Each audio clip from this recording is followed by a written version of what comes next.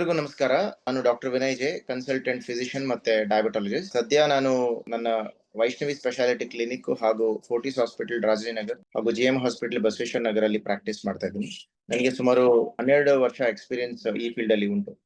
ಇವತ್ತು ನಾನೊಂದು ಮುಖ್ಯವಾದ ವಿಷಯದ ಬಗ್ಗೆ ಮಾತಾಡೋದಕ್ಕೆ ಇಷ್ಟಪಡ್ತೀನಿ. ಇವತ್ತಿನ ವಿಷಯ ಏನಂತಂದ್ರೆ ಪೋಸ್ಟ್ ವೈರಲ್ ಕಾಫ್. ಅಂದ್ರೆ ತುಂಬಾ ಜನಕ್ಕೆ ವೈರಲ್ ಇನ್ಫೆಕ್ಷನ್ಸ್ ಆಗಿರುತ್ತೆ, ವೈರಲ್ ಫೀವರ್ ಆಗಿರುತ್ತೆ. ಅದಾದ್ಮೇಲೆ ಕೆಮ್ಮು ಕಡಿಮೆನೆ ಆಗ್ತಿರಲ್ಲ. ಏನೇ ಮೆಡಿಸಿನ್ಸ್ ತಗೊಂಡ್ರು, ಏನೇ ಟ್ರೀಟ್ಮೆಂಟ್ ತಗೊಂಡ್ರು ಕೆಮ್ಮು ಹೋಗ್ತಿರೋದಿಲ್ಲ. ಇದನ್ನೇ ನಾವು ಪೋಸ್ಟ್ ವೈರಲ್ ಕಾಫ್ ಅಂತ ಹೇಳ್ತೀವಿ. ಈ ಕೆಮ್ಮು ಸುಮಾರು ಜ್ವರ ಬಂದು ನಿಂತಾದ್ಮೇಲೆ ಒಂದ್ ಸುಮಾರು 3 ವಾರದ ನಂತರನು ಕೆಮ್ಮು ನಿಮ್ಮನ್ನ ಬಾಧಿಸ್ತಾ ಇದ್ರೆ ಅದನ್ನ ಪೋಸ್ಟ್ ವೈರಲ್ ಕಾಫ್ ಅಂತ ಹೇಳ್ತೀವಿ.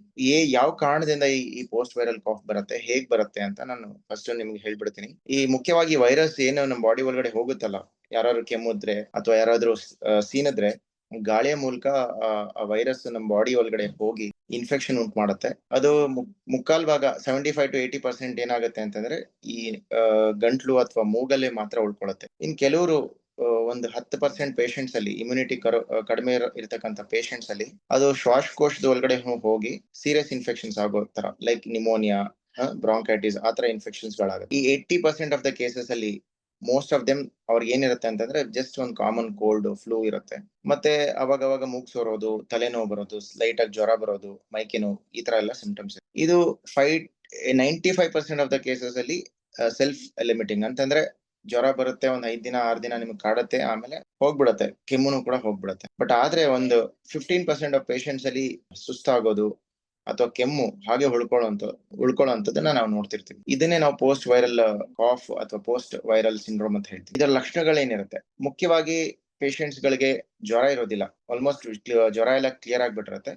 ಆದ್ರೆ ಸುಸ್ತು, ತಲೆನೋವು, ಲೈಟ್ ಆಗಿ ತಲೆಭಾರ ಅಥವಾ ನೈಟ್ ಹೊತ್ತು ಅಥವಾ ಬೆಳಗ್ಗೆ ಹೊತ್ತು ಜಾಸ್ತಿ ಕಾಫ್ ಉಂಟಾಗ್ತಿರುತ್ತೆ. ಅವರು ರುಟೀನ್ ಆಕ್ಟಿವಿಟೀಸ್ ಏನಿರುತ್ತೆ ಅದರಲ್ಲಿ ಅವರು ಕಾನ್ಸಂಟ್ರೇಟ್ ಮಾಡೋದಕ್ಕಾಗಲ್ಲ. ಯಾಕಂದ್ರೆ cough is something which is really disturbing. ತುಂಬಾ ಸತಿ ಕೆಮ್ಮು ಬರ್ತಾನೆ ಇದ್ರೆ ಯಾವುದೇ ಕೆಲಸನೂ ಮಾಡೋದಕ್ಕಾಗೋದಿಲ್ಲ. So it's is socially limiting. ಯಾರಾದ್ರೂ ಹೊರಗಡೆ ಹೋಗಿ ಫ್ರೆಂಡ್ಸ್ ನ ಮೀಟ್ ಆಗ್ಬೇಕು ಅಥವಾ ಫಂಕ್ಷನಿಂಗ್ ಅಥವಾ ಗ್ಯಾದರಿಂಗ್ ಹೋಗ್ಬೇಕು ಅಂದ್ರೂ ಆಗೋದಿಲ್ಲ. ಇದ್ರ ಟ್ರೀಟ್ಮೆಂಟ್ ತಿಳ್ಕೊಳ್ಳೋದು ಅಥವಾ ಇದಕ್ಕೆ ಟ್ರೀಟ್ಮೆಂಟ್ ತಗೊಳ್ಳೋದು ಬಹಳ ಅವಶ್ಯಕವಾಗಿದೆ. ಏನಕ್ಕೆ ಬರುತ್ತೆ ಇದು ಪೋಸ್ಟ್ ವೈರಲ್ ಕಾಫ್? ಈ ವೈರಸ್ ಹೊರಗಡೆ ಹೋದ್ಮೇಲೆ 95% of the cases virus clear ಆಗ್ಬಿಟ್ಟಿರುತ್ತೆ. ಬಟ್ ಅದೇ ಪ್ರೋಸೆಸ್ ಅಲ್ಲಿ ಈ ಆಂಟಿಬಾಡೀಸ್ ಏನ್ ಡೆವಲಪ್ ಆಗಿರುತ್ತೆ ಆ ವೈರಸ್ ಅಗೇನ್ಸ್ಟ್, ಅದು ಈ ವೈರಸ್ ನ ಡ್ಯಾಮೇಜ್ ಮಾಡೋದಲ್ದೇನೆ ನಮ್ಮ ಈ ಶ್ವಾಸಕೋಶದಲ್ಲಿ ಅಥವಾ ಈ ಉಸಿರಾಟದ ನಾಳಿಗಳಿರ್ತಾವಲ್ಲ, ಅಲ್ಲಿರ್ತಕ್ಕಂಥ ಸೆಲ್ಸ್ ನೂ ಕೂಡ ಡ್ಯಾಮೇಜ್ ಮಾಡುತ್ತೆ. ಸೊ ಈ ಸೆಲ್ಸ್ ರಿಕವರಿ ಆಗೋದಕ್ಕೆ ಸುಮಾರು 1 ರಿಂದ 3 ತಿಂಗಳವರೆಗೂ ಟೈಮ್ ಬೇಕಾಗತ್ತೆ.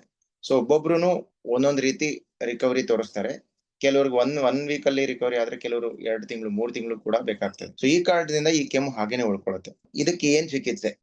ಮುಕ್ಕಾಲ್ ಭಾಗ ಪೇಷಂಟ್ಸ್ ಅಲ್ಲಿ ನಮ್ಗೆ ಇದು ಸೆಲ್ಫ್ ಲಿಮಿಟಿಂಗ್ ಆಗಿರೋದ್ರಿಂದ ಯಾವುದೇ ತರದ ಮೆಡಿಸಿನ್ಸ್, ಆಂಟಿಬಯೋಟಿಕ್ಸ್ ಆಗ್ಲಿ ಅವಶ್ಯಕತೆ ಇರೋದಿಲ್ಲ. ಆದ್ರೆ ನಾನು ಆಗ್ಲೇ ಹೇಳ್ದಂಗೆ ತುಂಬಾ ಸೋಷಿಯಲಿ ಲಿಮಿಟಿಂಗ್ ಅಥವಾ ನಿಮ್ಗೆ ಲೈಫ್ ಸ್ಟೈಲ್ ಅಲ್ಲಿ ಏನಾದ್ರು ತೊಂದರೆ ಆಗ್ತಿತ್ತಂತಂದ್ರೆ ಅದಕ್ಕೆ ಮೆಡಿಸಿನ್ಸ್ ತಗೋಬೇಕಾಗತ್ತೆ. ಸೊ ಯಾವ ತರ ಮೆಡಿಸಿನ್ಸ್ ಇದೆ ಇದಕ್ಕೆ ಕೆಲವೊಂದು ಸಿರಪ್ಸ್ ಗಳು ಬರುತ್ತೆ, ಮೆಡಿಸಿನ್ಸ್ ಬರುತ್ತೆ. ಅದ್ರಲ್ಲೂ ನಾವು ಡಿವೈಡ್ ಮಾಡ್ತೀವಿ ಈ ಕೆಮ್ಮನ್ನ ವಿಧಾನ ನೋಡ್ಕೊಂಡು, ಪೇಷಂಟ್ ಸಿಂಪ್ಟಮ್ ನೋಡ್ಕೊಂಡು ಡ್ರೈ ಕಾಫ್ ಅಥವಾ ವೆಟ್ ಕಾಫ್ ಅಂತ ಹೇಳ್ತೀವಿ. ಡ್ರೈ ಕಾಫ್ ಅಂತಂದ್ರೆ ನಿಮ್ಗೆ ಬರೀ ಕೆಮ್ಮಿರುತ್ತೆ ಆದ್ರೆ ಕಫ ಬರ್ತಿರಲ್ಲ. ವೆಟ್ ಕಾಫ್ ಅಂದ್ರೆ ಕಫದ ಜೊತೆ ಬರ್ತಾ ಇರುವಂತ ಕೆಮ್ಮು. ಸೊ ಇದೆರಡಕ್ಕೂ ಬೇರೆ ಬೇರೆ ತರ ಟ್ರೀಟ್ಮೆಂಟ್ ಇರುತ್ತೆ. ಬರೀ ಡ್ರೈ ಕಾಫ್ ಇತ್ತು ಅಂತಂದ್ರೆ ನಾವು ಜಸ್ಟ್ ಕಾಫ್ ಸಪ್ರೆಸೆಂಟ್ಸ್ ಕೊಟ್ರೆ ಸಾಕಾಗತ್ತೆ. ಕೆಲವೊಂದು ಡ್ರಗ್ಸ್ ಗಳು ಬರ್ತವೆ, ಡೆಕ್ಸ್ಟ್ರೋಮಿಥಾರ್ಫನ್, ಕೋಡಿನ್ ಅಂತೆಲ್ಲ. ಕೋಡಿನ್ ಈಗ ಯೂಸ್ ಮಾಡೋದಿಲ್ಲ ಮೋಸ್ಟ್ ಆಫ್ ದ ಟೈಮ್ಸ್. ಈಗ ಡೆಕ್ಸ್ಟ್ರೋಮಿಥಾರ್ಫನ್, ಓಕೆ, ಅಂತ ಡ್ರಗ್ಸ್ ಅನ್ನ ನಾವು ಬಳಸ್ಬಿಟ್ಟು ಕಾಫ್ ನ ಸಪ್ರೆಸ್ ಮಾಡೋದಕ್ಕೆ ನೋಡ್ತೀವಿ. ಸಪೋಸ್ ವೆಟ್ ಕಾಫ್ ಏನಾದ್ರು ಇತ್ತು ಅಂತಂದ್ರೆ, ಕಫ ಜಾಸ್ತಿ ಬರ್ತಾ ಇದೆ ಅಂತಂದ್ರೆ ನಾವು ಅದನ್ನ ಡ್ರೈ ಮಾಡಬೇಕಾಗತ್ತೆ. ಸೊ ಕಾಫ್ ಎಕ್ಸ್ಪೆಕ್ಟ್ರೆಂಟ್ಸ್ ಅಂದ್ರೆ ಕಫನ ಹೊರಗಡೆ ಆಗ್ತಕ್ಕಂತಹ ಸಿರಪ್ ಗಳನ್ನ ಬಳಸಬೇಕಾಗ್ತದೆ. ಇದರಲ್ಲಿ ಬೇರೆ ಬೇರೆ ಪ್ರಿಪರೇಷನ್ಸ್ ಗಳು ಬರುತ್ತೆ, ಲೈಕ್ ಅಂಬ್ರಾಕ್ಸೆಲ್, ಗ್ವಾಫನಿಸಿನ್ ಅಂತೆಲ್ಲ ಕೆಮಿಕಲ್ ಏಜೆಂಟ್ಸ್ ಬರ್ತದೆ. ಇದು ಈ ಕಫನ ಗಟ್ಟಿ ಇರ್ತಕ್ಕಂಥ ಕಫನ ತೆಳ್ಳಗ್ ಮಾಡಿ ಕಫ ಹೊರಗಡೆ ಬರೋ ತರ ಮಾಡ್ತಕ್ಕಂಥ ಸಿರಪ್ ಗಳಿಗೂ. ಸೊ ಇನ್ನೊಂದು ಕೆಲವೊಂದು ಪೇಷಂಟ್ಸ್ ಗಳು ಏನಂತಂದ್ರೆ ಆಂಟಿ ಹಿಸ್ಟಾಮಿನಿಕ್ಸ್ ಅಂತ ಹೇಳ್ತೀವಿ. ಅಂದ್ರೆ ಹಿಸ್ಟಮಿನ್ ಅಂತ ಹಾರ್ಮೋನ್ ರಿಲೀಸ್ ಆಗಿರುತ್ತೆ ಈ ಇಂಥ ಪೇಷಂಟ್ಸ್ ಅಲ್ಲಿ. ಇದು ಕಾನ್ಸ್ಟೆಂಟ್ ಆಗಿ ಈ ಉಸಿರಾಟದ ನಾಳಿಗಳನ್ನ ಇರಿಟೇಟ್ ಮಾಡ್ತಿರುತ್ತೆ. ಬರೀ ಕೆಮ್ನ ಸಪ್ರೆಸ್ ಮಾಡೋದು ಅಥವಾ ಕಫ ಹೊರಗಡೆ ತೆಗಿಯೋದು ಒಂದೇ ಸಾಕಾಗೋದಿಲ್ಲ. ಸೊ ಅದರಲ್ಲಿ ಆಂಟಿ ಹಿಸ್ಟಾಮಿನಿಕ್ಸ್ ಅಂತ ಬರುತ್ತೆ, ಲೈಕ್ ಫೆಕ್ಸೋಫೆನಡಿನ್, ಫಿನೈಲೆಫ್ರಿನ್, ಸೆಟ್ರಿಸಿನ್ ಅಂತೆಲ್ಲ ಆಂಟಿ ಹಿಸ್ಟಾಮಿನಿಕ್ಸ್ ಬರುತ್ತೆ. ಇದ್ರ ಜೊತೆಗೆ ಇದನ್ನು ಕೊಟ್ಟಾಗ ಸಾಕಷ್ಟು ಮಟ್ಟಿಗೆ ಕಾಫ್ ನ ನಾವು ಸಪ್ರೆಸ್ ಮಾಡಬಹುದು. ಅದ್ರ ಜೊತೆಗೆ ಕೆಲವೊಂದು ಹೋಮ್ ರೆಮಿಡೀಸ್ ಬಹಳ ಮುಖ್ಯ ಆಗುತ್ತೆ. ಅಲೋಪತಿಕ್ ಮೆಡಿಸಿನ್ಸ್ ತಗೊಳ್ಳೋದಲ್ದೇನೆ ನಮ್ಮ ಮನೇಲೆ ಇರ್ತಕ್ಕಂತಹ ಸ್ಟ್ರಾಟಜಿಸ್ ನಾವು ಯೂಸ್ ಮಾಡಿದ್ರೆ ಕಾಫ್ನ ತಕ್ಕ ಮಟ್ಟಿಗೆ ನಾವು ಕಂಟ್ರೋಲ್ ಮಾಡ್ಬೋದು. ಹೋಮ್ ರೆಮಿಡೀಸ್ ಅಲ್ಲಿ ಮುಖ್ಯವಾಗಿ ನಾವು ಏನೇನು ಅವಾಯ್ಡ್ ಮಾಡ್ಬೇಕು ಅಂತ ಹೇಳ್ಬಿಡ್ತೀನಿ ಫಸ್ಟ್.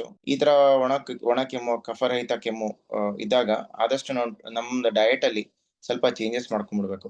ಮುಖ್ಯವಾಗಿ ಏನಂತಂದ್ರೆ ಔಟ್ಸೈಡ್ ಫುಡ್, ಫ್ರೈಡ್ ಐಟಮ್ಸ್, ಎಣ್ಣೆಯ ಪದಾರ್ಥಗಳು, ಶುಗರ್, ಸ್ವೀಟ್ ಇರತಕ್ಕಂತ ಪದಾರ್ಥಗಳನ್ನ ಅವಾಯ್ಡ್ ಮಾಡ್ಬಿಡ್ಬೇಕು. ಯಾಕಂತ ಇದನ್ನೆಲ್ಲ ತಿಂದಾಗ ವೈರಸ್ ಏನೇ ಉಳ್ಕೊಂಡಿರುತ್ತಲ್ಲ, ಆ ವೈರಸ್ ಬೆಳೆಯೋದಕ್ಕೆ ಅವಕಾಶ ಮಾಡ್ಕೊಟ್ಟಂಗಾಗುತ್ತೆ. ಸೊ ಇದನ್ನೆಲ್ಲ ನಿಲ್ಸ್ಬೇಕು. ಬಿಸಿನೀರು ಹೆಂಗಿದ್ರು ನೀವು ತಗೋತಿರ್ತೀರೋ ಅದನ್ನ ಕಂಟಿನ್ಯೂ ಮಾಡ್ಬೇಕು. ಸ್ಟೀಮ್ ಇನಲೇಷನ್ ಬಹಳ ಇಂಪಾರ್ಟೆಂಟ್ ಆಗುತ್ತೆ. ಏನಾಗುತ್ತೆ ಅಂತಂದ್ರೆ ಸ್ಟೀಮ್ ಅಲ್ಲಿ ಮಾಯಿಶ್ಚರ್ ಕಂಟೆಂಟ್ ಜಾಸ್ತಿ ಇರುತ್ತೆ. ಸೊ ತೇವಾಂಶ ಜಾಸ್ತಿ ಇರೋದ್ರಿಂದ ನೀವು ಸ್ಟೀಮ್ ತಗೊಂಡಾಗ ಆ ತೇವಾಂಶ ಒಳಗಡೆ ಹೋಗಿ ಮ್ಯೂಕಸ್ ಏನಿರುತ್ತೆ ಅದು ಸಡ್ಲಿಕ್ಕೆ ಆಗುತ್ತೆ. ಬೇಗ ಮ್ಯೂಕಸ್ ಹೊರಗಡೆ ಬರೋದಕ್ಕೆ ಸಹಾಯ ಮಾಡುತ್ತೆ. ಗಟ್ಟಿ ಇರೋ ಮ್ಯೂಕಸ್ ಒಳಗಡೆ ಈ ವೈರಸ್ ಒಳಗಡೆ ಕೂತ್ಬಿಟ್ಟಿರುತ್ತೆ, ಬೇಗ ಹೊರಗಡೆ ಬರೋದಿಲ್ಲ.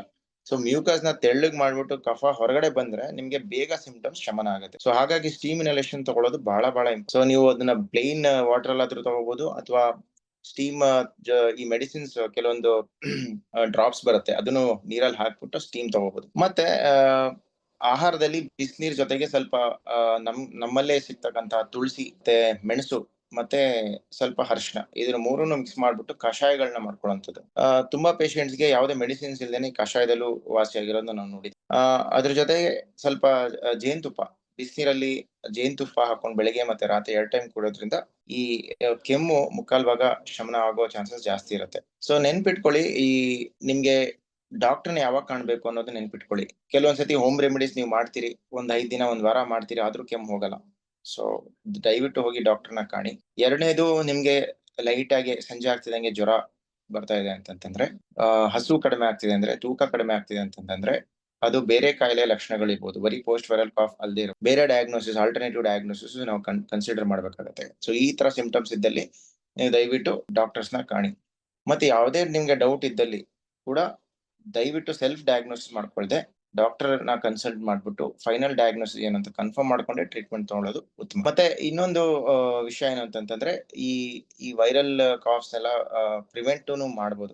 ಕೆಲವೊಂದು ವ್ಯಾಕ್ಸಿನ್ಸ್ ಕೂಡ ಬಂದಿದೆ ಈಗ, ಲೈಕ್ ಇನ್ಫ್ಲೂಯೆನ್ಸಾ, ನಿಮೋಕಾಕಲ್ ವ್ಯಾಕ್ಸಿನ್ ಅಂತೆಲ್ಲ. ಎಸ್ಪೆಷಲಿ ಆಫ್ಟರ್ 55-60 ಇಯರ್ಸ್ ಪದೇ ಈ ತರ ಇನ್ಫೆಕ್ಷನ್ಸ್ ಆಗೋದು, ನೆಗಡಿ ಆಗೋದು, ಕೆಮ್ಮು ಬರೋದು, ಆತರ ಪ್ರಮೇಯ ಏನಾಯ್ತು ಅಂತಂದ್ರೆ ವ್ಯಾಕ್ಸಿನೇಷನ್ಸ್ ಕೂಡ ಮಾಡಿಸ್ಕೋಬಹುದು. ನೆನ್ಪಿಟ್ಕೊಳ್ಳಿ, ಪೋಸ್ಟ್ ವೈರಲ್ ಕಾಫ್ ಏನಂತ ಸೀರಿಯಸ್ ಕಂಡೀಷನ್ ಅಲ್ಲ. ಇಟ್ ಇಸ್ ಡೆಫಿನೆಟ್ಲಿ ಬಾದರ್ಸಮ್, ಅಂದ್ರೆ ತೊಂದರೆ ಕೊಡುತ್ತೆ. ಬಟ್ ವರಿ ಮಾಡ್ಕೊಳ್ಳೋ ಅವಶ್ಯಕತೆ ಇಲ್ಲ. ಸೂಕ್ತ ಚಿಕಿತ್ಸೆ, ಸೂಕ್ತ ಕನ್ಸಲ್ಟೇಷನ್ ಮಾಡ್ಕೊಂಡು ಸೂಕ್ತ ಪರಿಹಾರ ತಗೊಂಡ್ರೆ ಹೆದರ್ಕೊಳ್ಬೇಕಾಗಿಲ್ಲ. And it is self limiting. 85-90% of the cases ಅಲ್ಲಿ ಅದು ಸೆಲ್ಫ್ ಲಿಮಿಟಿಂಗ್, ಅಂದ್ರೆ ತಾನಾಗೆ ಹೋಗುತ್ತೆ. ಅದ್ರ ಜೊತೆಗೆ ಹೋಮ್ ರೆಮಿಡೀಸ್ ಮತ್ತೆ ಡಾಕ್ಟರ್ಸ್ ಕೊಡ್ತಕ್ಕಂಥ ಪ್ರಿಸ್ಕ್ರಿಪ್ಷನ್ ಅನ್ನು ಯೂಸ್ ಮಾಡಿದ್ರೆ ಅದನ್ನ ಡೆಫಿನೆಟ್ ಆಗಿ ಕಂಟ್ರೋಲ್ ಮಾಡಬಹುದು. ಕೆಮ್ಮಲ್ಲಿ ಕೆಲವೊಂದು ವಾರ್ನಿಂಗ್ ಸೈನ್ಸ್ ಅಂತಾನು ಬರುತ್ತೆ, ಅದನ್ನ ಕೂಡ ಅವಾಯ್ಡ್ ಮಾಡ್ಬಿಡಿ. ಅದನ್ನ ಆಗ್ಲೇ ಹೇಳದ್ನ ಮರ್ತೆ. ಬರೀ ಒಣ ಕೆಮ್ಮು ಬರ್ತಾ ಇದೆ, ಯಾವುದೇ ತರದ ನಿಮ್ಗೆ ಉಸಿರಾಡೋದಕ್ಕೆ ಕಷ್ಟ ಆಗದೆ ಇರೋದು, ಅದೆಲ್ಲ ಇತ್ತು ಅಂತಂದ್ರೆ ಇಟ್ಸ್ ಅ ಸೇಫ್ ಕಾಫ್.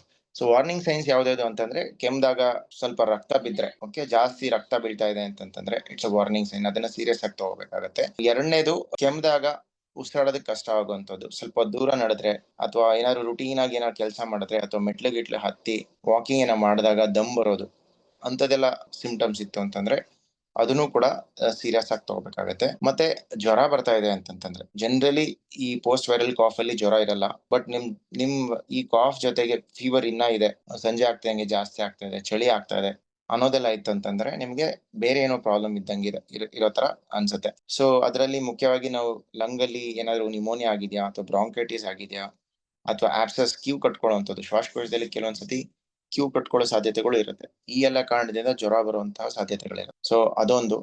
ಇನ್ನೊಂದು, ತೂಕ ಕಡಿಮೆ ಆಗೋದು. 3-4 ವೀಕ್ಸ್ ಇಂದ ಕಾಫ್ ಇರುತ್ತೆ, ಅದ್ರ ಜೊತೆಗೆ ನೋಡೋರೆಲ್ಲ ಹೇಳ್ತಾರೆ ನಿಮ್ಗೆ ತೂಕ ಇಳಿದೋಗಿದ್ದೀರಿ, ನಿಮ್ದು ತುಂಬಾ ವೇಟ್ ಲಾಸ್ ಆಗಿದ್ದೀರಾ ಅಂತಾನು ಹೇಳ್ತಾರೆ. ಇದನ್ನು ಬಹಳ ಸೀರಿಯಸ್ ಆಗಿ ತಗೋಬೇಕು. ಸೊ ಜಸ್ಟ್ ತುಂಬಾ ಜನ ಏನ್ ಅನ್ಕೋತಾರೆ, ಬರೀ ಜ್ವರ ಬಂದಿತ್ತು ನನ್ಗೆ ಅದಕ್ಕೋಸ್ಕರ ವೇಟ್ ಲಾಸ್ ಆಗಿದೆ, ನಥಿಂಗ್ ಟು ವರಿ ಅಂತ. ಬಟ್ ಡೆಫಿನೆಟ್ಲಿ ನಿಮ್ಗಿನ ಡಾಕ್ಟರ್ ಸೈಜ್ ಟ್ರೈನ್ಡ್ ಐಸ್ ಇರುತ್ತೆ, ದಯವಿಟ್ಟು ಅವ್ರ ಹತ್ರ ಹೋಗಿ ಕನ್ಸಲ್ಟ್ ಮಾಡ್ಕೊಂಡು ಅದು it's not pathogenic, I mean serious condition ಅಂತ ಕನ್ಫರ್ಮ್ ಮಾಡ. ಮತ್ ಕೆಲವೊಂದ್ಸತಿ ಏನಾಗುತ್ತೆ ಅಂತಂದ್ರೆ ರುಚಿ ಇಲ್ದೇ ಇರೋದು, ನಾಲ್ಗೆ ರುಚಿ ಇರಲ್ಲ, ಸ್ಮೆಲ್ ಸೆನ್ಸೇಷನ್ ಗೊತ್ತಿರಲ್ಲ. ಇದೇನ್ ನಾನು ವಾರ್ನಿಂಗ್ ಸೈನ್ ಅಂತ ಕರೆಯಕ್ ಹೋಗೋದಿಲ್ಲ, but generally most of viral infections ಅಲ್ಲಿ ಇದಿರುತ್ತೆ. ಬಟ್ ಅತಿಯಾದ ತೂಕ ಅಂದ್ರೆ ಅತಿಯಾದ ಹಸಿವು ಕಡಿಮೆ ಆಗುವಂತದ್ದು, ನಿಮ್ಗೆ ಏನೋ ಹಸಿವು ಆಗೋದಿಲ್ಲ, ಏನೋ ತಿನ್ಬೇಕು ಅನ್ಸೋದಿಲ್ಲ, ಅದೆಲ್ಲ ಇದ್ದಾಗ ಅದನ್ನು ಕೂಡ ವಾರ್ನಿಂಗ್ ಸೈನ್ ಆಗಿ ತಗೋಬೇಕಾಗುತ್ತೆ. ಅದನ್ನು ನೀವು ಹೋಗಿ ಡಾಕ್ಟರ್ ಹತ್ರ ಪರೀಕ್ಷೆ ಮಾಡಿಸ್ಕೊಳ್ಳೋದು ಉತ್ತಮ. ಇನ್ನೊಂದು ಕೊನೆಯದಾಗಿ ಏನ್ ಹೇಳ್ತೇನೆ ಅಂತಂದ್ರೆ, ಕೆಲವೊಂದ್ಸತಿ ಪೋಸ್ಟ್ ವೈರಲ್ ಕಾಫ್ ಜೊತೆಗೆ ಈ ಕೆಲವೊಂದು ಕೋಮಾರ್ಬಿಡ್ ಕಂಡೀಷನ್ಸ್ ಅಂದ್ರೆ ಡಯಾಬಿಟಿಸ್, ಹೈಪರ್ ಟೆನ್ಷನ್ ಅಂತದೆಲ್ಲ ಇರುತ್ತೆ. ಆ ತರ ಕಂಡೀಷನ್ಸ್ ಇದ್ದಾಗ ನೀವು ಇನ್ನೂ ಹೆಚ್ಚಾಗಿ ನಿಮ್ಮ ಈ ಕೋಮಾರ್ಬಿಡ್ ಕಂಡೀಷನ್ಸ್ ಶುಗರ್ ಆಗ್ಲಿ, ಬಿಪಿ ಆಗ್ಲಿ ಅದನ್ನ ಹೆಚ್ಚಾಗಿ ಕಂಟ್ರೋಲ್ ಮಾಡ್ಕೋಬೇಕು. ಈ ಸಕ್ಕರೆ ಕಾಯಿಲೆ ಕಂಟ್ರೋಲ್ ಇಲ್ಲ ಅಂತಂತಂದ್ರೆ, ಅಥವಾ ಈ ಬೇರೆ ಉಸಿರಾಟದ ತೊಂದರೆಗಳು ಲೈಕ್ ಆಸ್ತಮಾ, ಸಿಒಪಿಡಿ ಅಂತೆಲ್ಲ ಇರುತ್ತೆ. ಅದೂನು ಕಂಟ್ರೋಲ್ ಇಲ್ಲ ಅಂತಂತಂದ್ರೆ ಪೋಸ್ಟ್ ವೈರಲ್ ಕಾಫ್ ತುಂಬಾ ದಿನ ನಿಮ್ಗೆ ಬಾಧಿಸುತ್ತೆ. ಸೊ ನೆನ್ಪಿಟ್ಕೊಳ್ಳಿ, ಈ ಕಂಡೀಷನ್‌ಗಳ್ನ ಟ್ರೀಟ್ಮೆಂಟ್ ಇಟ್ಕೊಳ್ಳೋದು ಅಷ್ಟೇ important. So post viral cough is not definitely not a serious condition, but ಬೇರೆ ಆಲ್ಟರ್ನೇಟಿವ್ ಡಯಾಗ್ನೋಸಿಸ್ ಗಳಿದಾವೆ. ಲೈಕ್ ನ್ಯೂಮೋನಿಯಾ ಆಗ್ಬೋದು, ಬ್ರಾಂಕೈಟಿಸ್, ಲಂಗ್ ಆಬ್ಸೆಸ್ ಈ ತರ ಕಂಡೀಷನ್ಸ್ ನಾವು ಯಾವತ್ತೂ ಮಿಸ್ ಮಾಡಬಾರ್ದು. ಎಲ್ಲಾ ವೈರಲ್ ಇನ್ಫೆಕ್ಷನ್ಸ್ ಆದ್ಮೇಲೂ ಬರತಕ್ಕಂತ ಕಾಫ್ ಪೋಸ್ಟ್ ವೈರಲ್ ಕಾಫ್ ಅಲ್ಲ. Most of them it will be post viral cough, but ಎಲ್ಲಾನು ಕೂಡ ಪೋಸ್ಟ್ ವೈರಲ್ ಕಾಫ್ ಆಗಲ್ಲ. 10% ಪೇಷಂಟ್ಸ್ ಅಲ್ಲಿ ಬೇರೆ ಡಯಾಗ್ನೋಸಿಸ್ ಕೂಡ ಇರುತ್ತೆ. ಎಸ್ಪೆಷಲಿ ವಯಸ್ಸಾದವ್ರಿಗೆ, ಸ್ಮೋಕ್ ಮಾಡೋರ್ಗೆ, ಆಸ್ತಮಾ ಪೇಷಂಟ್ಸ್ ಅಥವಾ ಸಿಒಪಿಡಿ ಪೇಷಂಟ್ಸ್ ಗಳಿಗೆ ಈ ಸೆಕೆಂಡರಿ ಡಯಾಗ್ನೋಸಿಸ್ ನಾನು ಏನ್ ಹೇಳಿದ್ನಲ್ಲ, ನ್ಯೂಮೋನಿಯಾ, ಲಂಗ್ ಆಬ್ಸೆಸ್ ಅಂತ ಕಂಡೀಷನ್ಸ್ ಇರೋ ಸಾಧ್ಯತೆಗಳು ಜಾಸ್ತಿ ಇರುತ್ತೆ. ಮತ್ತೆ ಇನ್ನೊಂದು ನಾನು ಹೇಳದ್ನಲ್ಲ, ವ್ಯಾಕ್ಸಿನೇಷನ್ಸ್, ಅದಕ್ಕೋಸ್ಕರ ನಾವು ವ್ಯಾಕ್ಸಿನೇಷನ್ಸ್ ಹಾಕ್ಸ್ಕೊಳ್ಳಿ ಅಂತ ಹೇಳೋದು. ಎಸ್ಪೆಷಲಿ ಆಫ್ಟರ್ 55-60 ಇಯರ್ಸ್ ಅವ್ರಿಗೆ ಇಮ್ಯುನಿಟಿ ಏಜ್ ಆಗ್ತಿದ್ದಂಗೆ ಇಮ್ಯುನಿಟಿ ಕಡಿಮೆ ಆಗ್ತಿರುತ್ತೆ. ಸೊ ನಾವು ಏನೇ ಕೊಟ್ರು ಬೇಗ ಕ್ಲಿಯರ್ ಆಗಲ್ಲ. ಸೊ ಹಾಗಾಗಿ ಅವರಲ್ಲೇ ಆಂಟಿಬಾಡೀಸ್ ಡೆವಲಪ್ ಆಗಿದ್ರೆ ವ್ಯಾಕ್ಸಿನೇಷನ್ ಮುಖಾಂತರ ನೀವು ನಿಮ್ಮಲ್ಲಿ ಇರ್ತಕ್ಕಂಥ ಆಂಟಿಬಾಡೀಸ್ ಆ ವೈರಸ್ ನ ಫೈಟ್ ಮಾಡಿ ಕ್ಯೂರ್ ಆಗುತ್ತೆ. ಸೊ ಹೊರಗಡೆಯಿಂದ ಏನ್ ಜಾಸ್ತಿ ಮೆಡಿಸಿನ್ಸ್ ಬೇಕಾಗಲ್ಲ. So please remember, post viral cough ಏನ್ ಮೇಜರ್ ಪ್ರಾಬ್ಲಮ್ ಅಲ್ಲ, ಬಟ್ ಈ ತರ ಸಿನಿಸ್ಟರ್ ಪ್ರಾಬ್ಲಮ್ಸ್ ಗಳು ಇರ್ತವೆ. ಅದನ್ನ ನೀವು ಸೂಕ್ತ ಕನ್ಸಲ್ಟೇಷನ್ ಮೂಲಕ ಡಯಾಗ್ನೋಸಿಸ್ ಮಾಡಿಸ್ಕೊಂಡ್ರೆ ಉತ್ತಮ. ಧನ್ಯವಾದಗಳು.